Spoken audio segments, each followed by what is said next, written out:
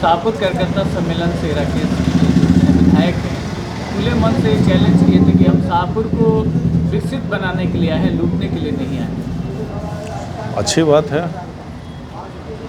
अच्छी बात है कि आप शाहपुर को विकसित कीजिए। सभी लोग चाहते हैं कि विकसित होना चाहिए, और हम लोगों ने शाहपुर को जितना काम शाहपुर में 10 साल में हम लोग सरकार में नहीं रहते,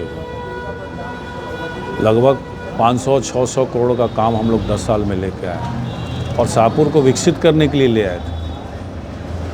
लगभग 600 करोड़ का काम शाहपुर विधानसभा क्षेत्र में हुआ है और लगभग 150 करोड़ का काम अभी कई जगह चल रहा है और कई जगह चलने वाला है।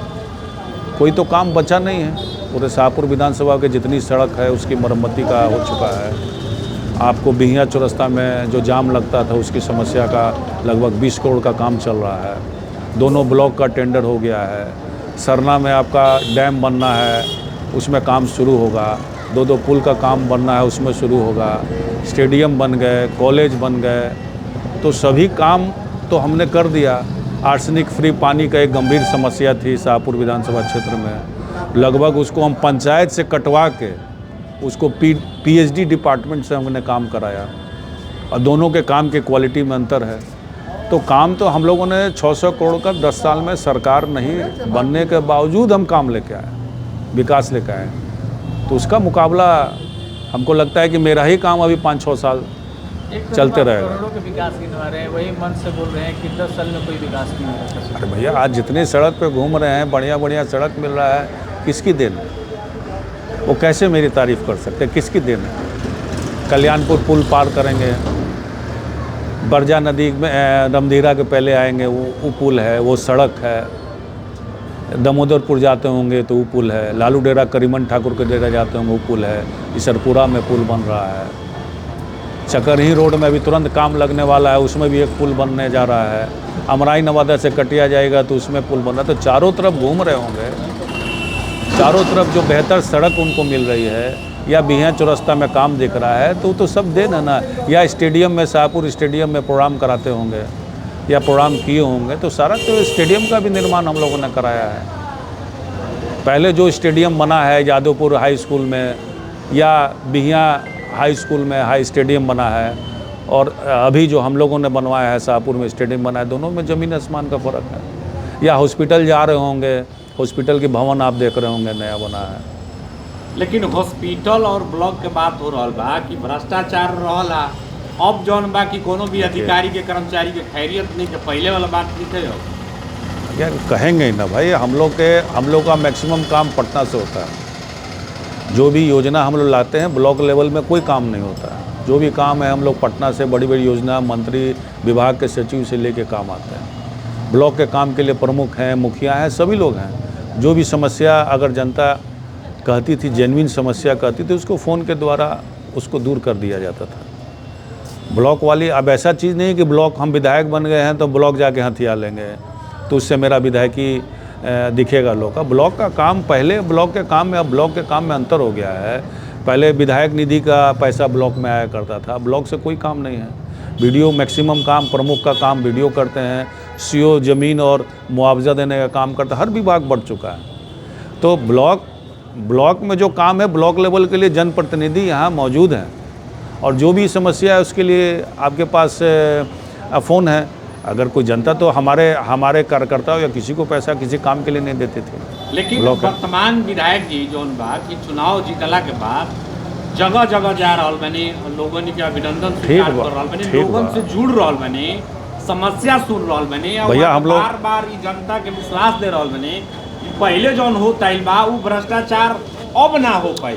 भैया वो हम नहीं जानते। कोनो विभाग के होके, कोनो अधिकारी होके, आप पत्रकार हैं, लोग बक्सल ना जाए। आप पत्रकार हैं तो आपको क्या लगता है? 10 साल आप भी रहे हैं, आपको क्या लगता था ब्लॉक में हम लोग क्या बिना घूमे हुए काम कर रहे थे? हाँ, हम लोग प्रपंच नहीं करते थे। आप देखे होंगे विधायक निधि का एक भी हम शिलान्यास 10 साल में नहीं किए होंगे। एक भी देखे नहीं होंगे कि हम बोर्ड लगाने पे विश्वास करते हों या फीता काटने के विश्वास करते हों, नहीं के बराबर किए। क्योंकि हम नहीं जानते कि खामखा फिजूल खर्ची मेरे नाम पे उसमें कार्यकर्ता मेरे करे, हम नहीं लगते थे। ठीक है, जनसंपर्क करना, जनता उनको मौका दिया है, वो अलग बात है, लेकिन हम लोगों ने कभी इसका प्रपंच नहीं लिया। यहाँ तक विजय जुलूस भी नहीं निकाला।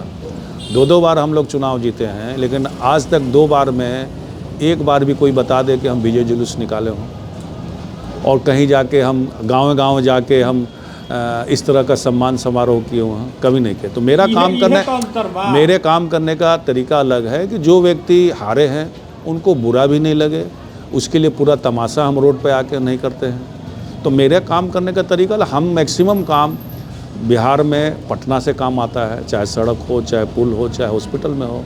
और हम तो चैलेंज कर रहे हैं कि पूरे बिहार में शाहपुर विधानसभा क्षेत्र में जितना काम हुआ है उतना काम पूरे बिहार में किसी विधानसभा क्षेत्र में नहीं हुआ होगा। अगल बगल के सारे लोग कहते थे कि शाहपुर नीट एंड क्लीन सबसे अच्छा काम शाहपुर में हुआ है। लेकिन चैलेंज तो खुद भारतीय जनता पार्टी के नेता मुक्तेश्वर ओझा जी भी कर रहा बनी राहुल तिवारी से, जब भ्रष्टाचार के मैंने वहाँ के थी हमारा 10 साल में भइल होगा तो बता देना, तो हम वहाँ के बता रहा बनी। आरोप लगा रहे हैं कि वो मंटू तिवारी भी कमीशन लिए हैं 10 साल। ठीक है, हमने तो कमीशन का कभी आरोप नहीं लगाया उनके ऊपर। हमने लगाया?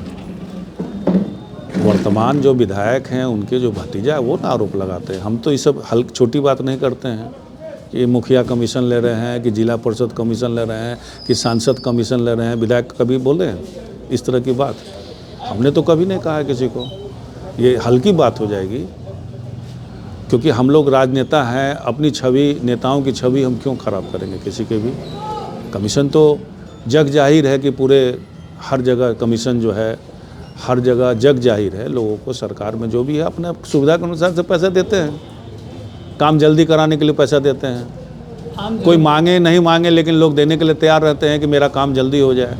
जिसके पास पावर रहेगा वही ना करेगा। या काम में कोई त्रुटि है, उनको लग रहा है कि मेरा काम रिजेक्ट हो जाएगा, तब जाके वो पैसा देते हैं। तो पैसा देने के लिए जनता तैयार है और पैसा लेने के लिए लोग बैठे हुए हैं। जन वितरण प्रणाली को लेकर के सवाल है कि जनता को सरकार द्वारा 5 केजी राशन आता है, लेकिन वो 4 किलो ही राशन। इस शिकायत है हर जगह। और हम जन वितरण प्रणाली जो बांट रहे हैं PDF के, उनको हम दोषी नहीं मानते हैं इसमें। अगर 4 किलो मिल रहा है तो इसमें जांच होनी चाहिए कि क्यों मिल रहा है। ऊपर से ही अनाज नहीं मिल रहा है और उसमें बहुत सारी चीज़ है जो हम नहीं बोल सकते हैं। बहुत सारी समस्या है, बहुत सारा लोग बैठे हुए हैं ऊपर से नीचे तक। कई लोग शिकायत करते हैं कि FCI से माल नहीं मिलता है। PDF वाले तो अपना DD लगा के माल मंगवाते हैं। 5 किलो अनाज ज़रूर सरकार बोलती है, लेकिन मिलती नहीं है। क्या मनरेगा में क्या लेबर को काम मिलता है, पैसा मिलता है क्या? ये भ्रष्टाचार नहीं है? कोई बताइए, लेबर में, मनरेगा में लेबर काम करेगा तो शाम में उसको पैसा चाहिए। 3-3 महीना 4-4 महीना कैसे कोई लेबर इंतज़ार कर सकता है पैसा का? ये भ्रष्टाचार नहीं है? आप 500 रुपये दे रहे हैं लेबर को और मनरेगा में कितना पैसा देते हैं? 300 कुछ रुपये देते हैं लगभग।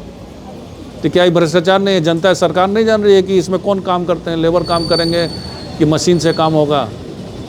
तो सिस्टम में भ्रष्टाचार है। जहाँ जहाँ सिस्टम में भ्रष्टाचार है उसको सरकार का काम है उस लीकेज को, उसको दूर करना।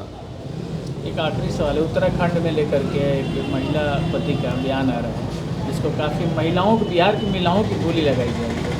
इसको लेकर आज देखिए, भारतीय जनता पार्टी के कई नेता अनर्गल बयान देते रहते हैं।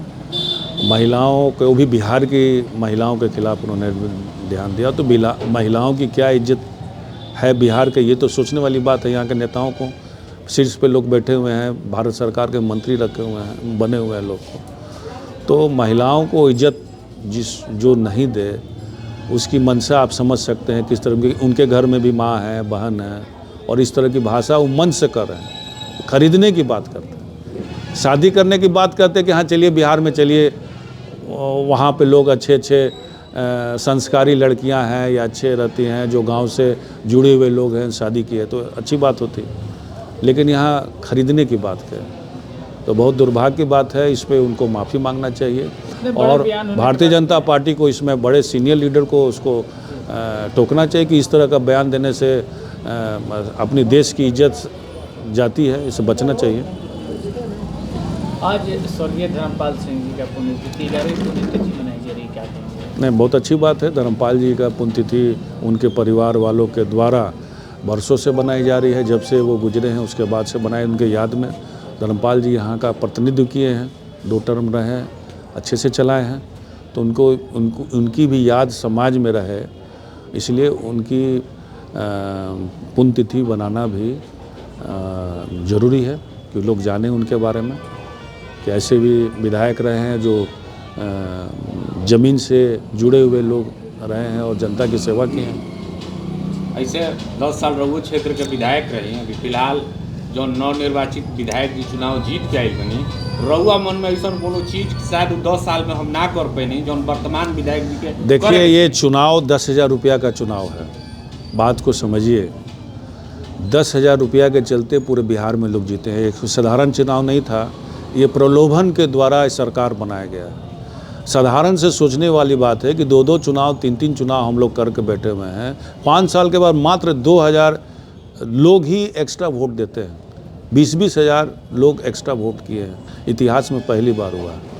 तो 10,000 रुपया बांट के लोग सरकार बनाए हैं, चुनाव जीते हैं। हमको तो 8,8500 वोट के लगभग में हमको वोट की ज़रूरत थी, और सरकार के द्वारा ये एक दिया भी गया था काम प्रशासन के द्वारा कि आपको 10,000 रुपया जो दे रहे हैं वो सिर्फ देना ही नहीं है, उसके वोट के तरफ ट्रांसफ़र होना चाहिए। वो हर सप्ताह उन लोगों की मीटिंग होती थी, अपने सीनियर बॉस को लोग बताते थे, और पूरा प्लानिंग और मीटिंग के साथ उसको बूथ पे उतारा गया। तभी आप जो पूरे बिहार भर में जो परसेंटेज ऑफ वोटिंग बढ़ा है और हमारे क्षेत्र में जो 20,000 बढ़ा है, उसी का नतीजा है। हमारा वोट तो बढ़ा ही है, बिल्कुल बढ़ा। 10,000 9,000 10,000 वोट बढ़ा है, निश्चित तौर पे बढ़ा है। फिर भी मैंने कोनो अधूरा काम देखिए, हमने सभी काम कर चुका है, और जो पाइपलाइन में काम है, जो हमको इच्छा थी, जो चाना से जो बीमारी है उस सड़क को बनाना, जो मुख्यमंत्री टोला संपर्क के रजिस्टर में चढ़ा हुआ है, बांध का जो गैप है उसका टेंडर, उसका एस्टिमेट बन के तैयार है। लगभग ये और बढ़ाड़ा दोनों मिला के टेंडर होना है, वो मेरी इच्छा थी वो कंप्लीट कर दे, और वो उसकी एस्टिमेट बन के तैयार थी। मुख्यमंत्री से बात करके सब कुछ लाइनअप करके हमने करा दिया था। टेंडर इसलिए नहीं हुआ क्योंकि बढ़ाड़ा में ज़मीन का डिस्प्यूट है, वो बांध जो बनाने वाले किसान हैं वो मुआवजा मांग रहे हैं, और दोनों को प्रशासन लेके चलना चाहती थी। हमारे यहाँ वो ज़मीन की समस्या नहीं है, लेकिन वो दोनों एक साथ काम होगा, उसका एस्टिमेट बन के रेडी है। और हम चाहते थे कि ज़मीनिया का एक गंभीर समस्या है उसको, क्योंकि प्रधानमंत्री जी को हम पत्र के माध्यम से अवगत भी कराए हैं, उसका जवाब भी आया है कि चिट्ठी प्रधानमंत्री कार्यालय में मेरा चिट्ठी मिल चुका है। उस चिट्ठी को लोग केंद्र सरकार की जो बाढ़ नियंत्रण विभाग है वहाँ इस समस्या को देखने के लिए कहा गया है, इसलिए वो काम एक रह गया जो केंद्र सरकार, बिहार सरकार, उत्तर प्रदेश मिलके चाहते हैं कि वो काम हो जाए। आगे भी इस काम को हम प्रयास करेंगे, मुख्यमंत्री जी से मिलेंगे, अन्य लोगों से जो मिलना अधिकारी से मिलकर ये काम कराने का हम प्रयास करेंगे। ज़मीनिया कटान पीड़ित के कुछ लोग ऐसे भी बच गए हैं जिनको अभी तक मुआवजा नहीं मिला है। देखिए, हम लोगों ने जो लास्ट मुआवजा का जो लिस्ट बना था 100 कुछ लोगों का बना था, 120 या 125 लोगों का बना था, लेकिन प्रशासन देने के लिए तैयार नहीं थी, और हमारी लड़ाई थी कि नहीं, हमको 120 लोगों को चाहिए। तो वो हम लोग अभी तक दस्तखत नहीं हो पाया है। वो लोग कह रहे हैं कि 40 से 50 लोगों से ज़्यादा नहीं जुड़ रहे हैं, और उसके लिए भी हम जिलाधिकारी से प्रयास कर रहे हैं। जो जीते हैं उनको भी प्रयास करना चाहिए। कम्बल से ज़्यादा ज़रूरी है उन लोगों को ज़मीन दिलवाना, और ताकि वो अपना मकान बना के वहाँ रह सकें। ये सबसे गंभीर समस्या है। बाकी सब हम भी प्रयास करेंगे कि उन लोगों को जल्द से जल्द ज़मीन मिले, और मुआवजा जो हम लोगों का है कि उसमें छूटे हुए लोग को हैं वो भी है। और साथ साथ अपील करेंगे कि भाई उसमें कई लोगों को जिनको अपर कास्ट के लोग हैं, ओबीसी के लोग हैं, उनको ज़मीन नहीं प्रशासन दे रही, नियमावली नहीं है, उसको मुख्यमंत्री से बात करके नियमावली में जोड़ा जाए कि जनरल क्लास, ओबीसी क्लास को भी जो भूमिहीन है उनको भी ज़मीन मिलना चाहिए, उन लोगों को भी मुआवजा मिलना चाहिए।